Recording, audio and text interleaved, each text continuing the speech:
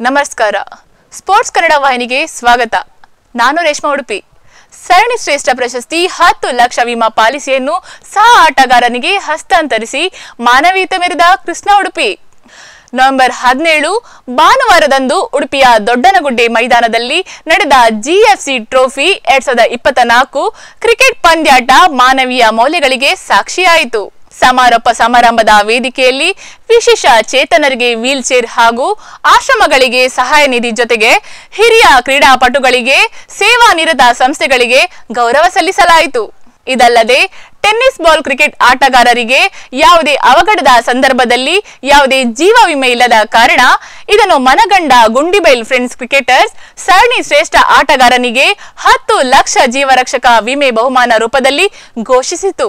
ತನ್ನ ಅತ್ಯಮೂಲ್ಯ ಆಲ್ರೌಂಡರ್ ಪ್ರದರ್ಶನ ನೀಡಿದ ನೀಲಾ ಚಾಲೆಂಜರ್ಸ್ ತಂಡದ ಕೃಷ್ಣ ಉಡುಪಿ ಅರ್ಹವಾಗಿ ಸರಣಿ ಶ್ರೇಷ್ಠ ಗೌರವಕ್ಕೆ ಪಾತ್ರರಾಗಿದ್ದು, ತನಗೆ ನೀಡಿದ 10 ಲಕ್ಷ ವಿಮಾ ಪಾಲಿಸಿಯನ್ನು ತನ್ನ ತಂಡದ ಸಹ ಆಟಗಾರನಿಗೆ ಹಸ್ತಾಂತರಿಸಿ ಮಾನವೀಯತೆಯಿಂದ ಮೆರೆದಿದ್ದಾರೆ.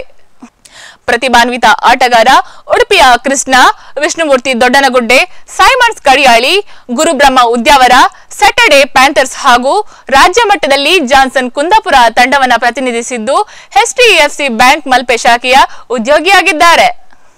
ಕೃಷ್ಣ ಉಡುಪಿ ಇವರ ಈ ಕ್ರೀಡಾ ಸ್ಫೂರ್ತಿ ಇತರ ಆಟಗಾರರಿಗೂ ಮಾದರಿಯಾಗಲಿ ಎಂಬುದೇ ಸ್ಪೋರ್ಟ್ಸ್ ಕನ್ನಡ ಹಾರೈಕೆಯಾಗಿದೆ. ಮತ್ತಷ್ಟು ಕ್ರೀಡಾ ಸುದ್ದಿಗಳಿಗಾಗಿ ನೋಡ್ತಾ ಇರಿ ಸ್ಪೋರ್ಟ್ಸ್ ಕನ್ನಡ.